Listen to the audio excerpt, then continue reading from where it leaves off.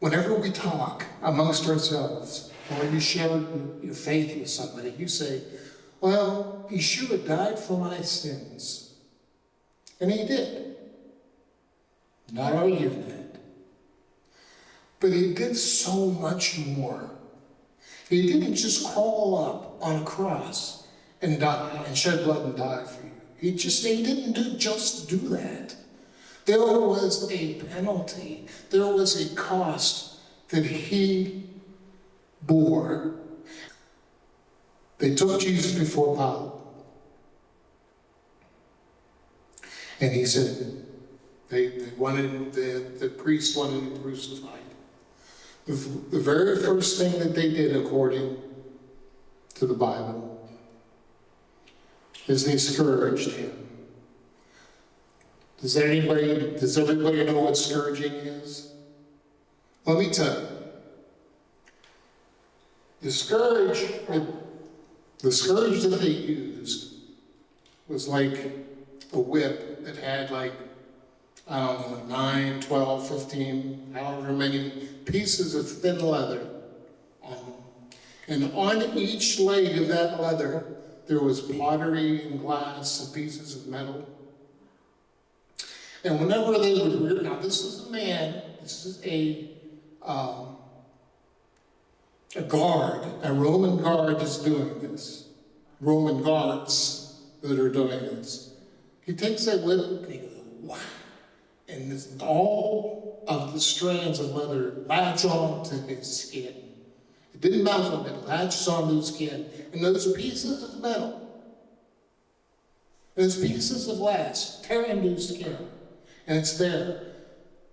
That's painful enough. But then the guard pulls back out. And when he pulls it out, chunks of skin, little tiny chunks of skin come out with him.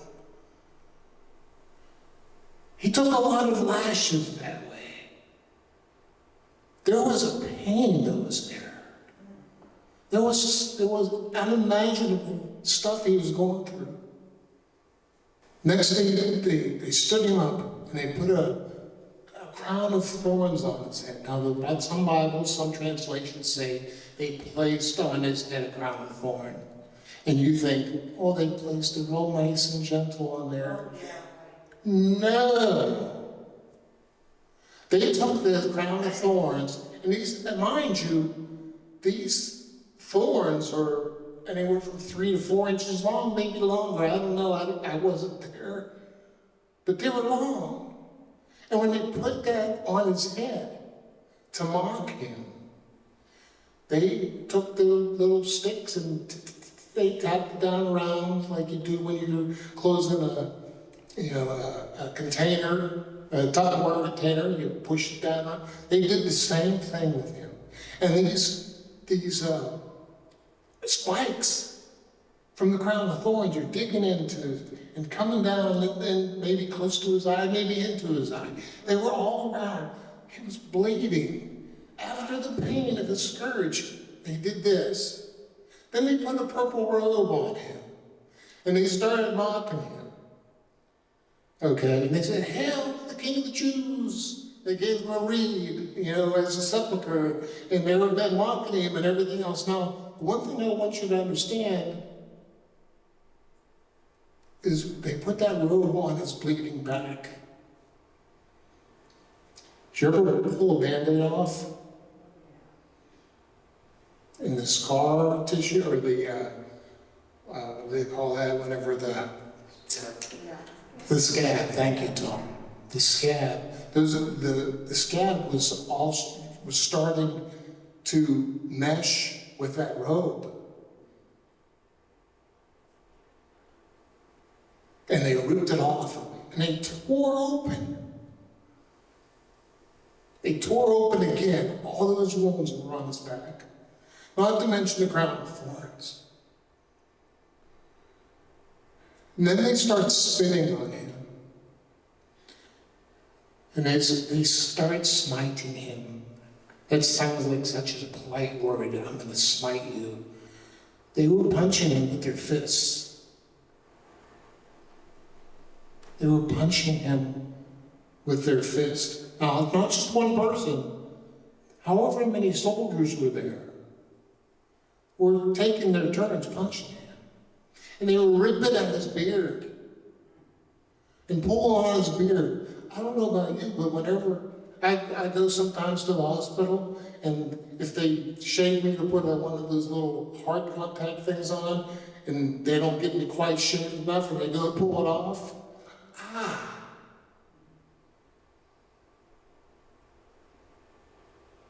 And when they got to Golgotha, they laid the cross down. They took it off of his back, off of Simon Cyrene's back. Laid it down. They laid Yeshua on that cross. And they took these long nails, maybe 9 inches, 10 inches, I'm not sure how long they were. If somebody knows, they can share that. But they were long. And they stretched out. Now, going back to the scourging, they didn't just do it on the back, but they did it on the front too. And they stretched out his arms on the cross. And when they stretched out his arms, it pulled on those wounds around his chest and on his back. And they took these long nails, and they put it, some say they put it in here, and they put a rope around this part. Some say they did it here because that could help. I don't know where they put it for sure.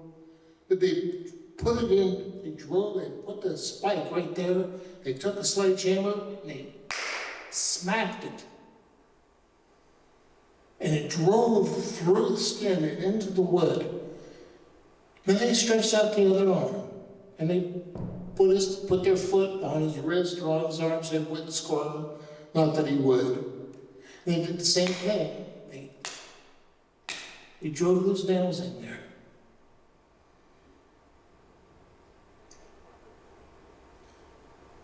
Then they took his feet.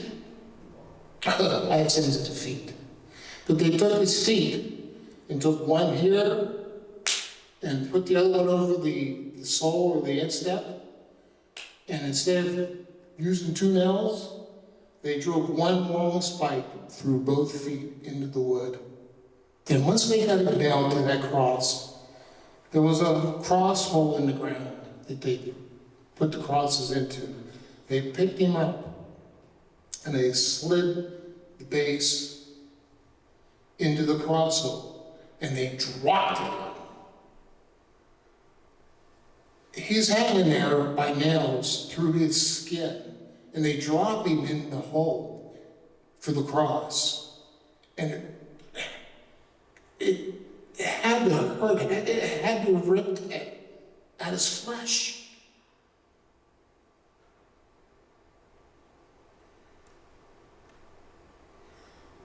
But thank God that we had a man like Yeshua. Thank God for his son. Because while he was on the cross, he said things. And he said things like, God, forgive them, because they don't know what they're doing.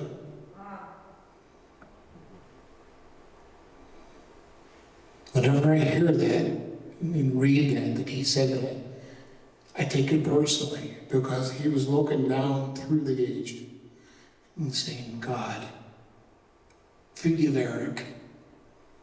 He doesn't know what he's doing.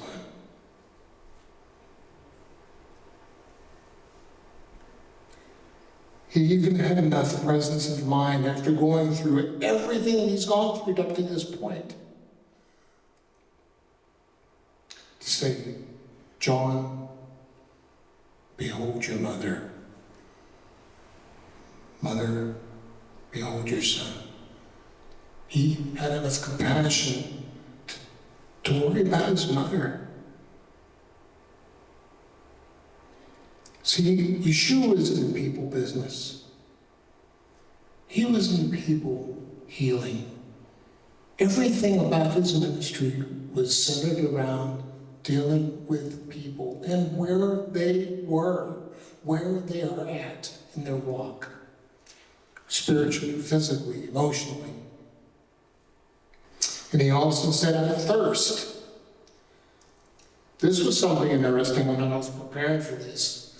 I looked up the word, they gave vinegar mixed with gall. I looked up the word gall. And gall, translated, means bile. Maybe even vomit or something. It was there.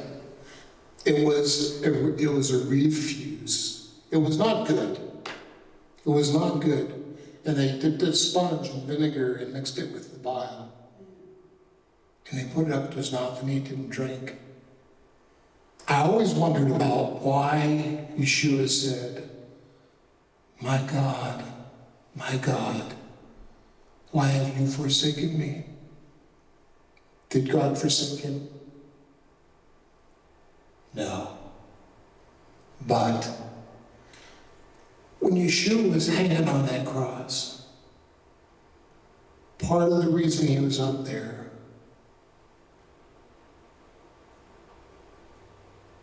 get this, is he was taking on all the corruption of man.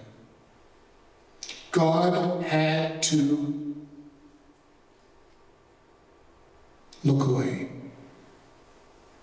from his son because he's holy. He had to look away from his son. He could not look upon all the corruption that was on his son.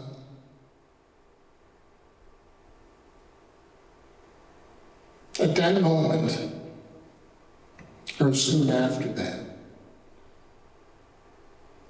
he said, "It is finished." Hallelujah.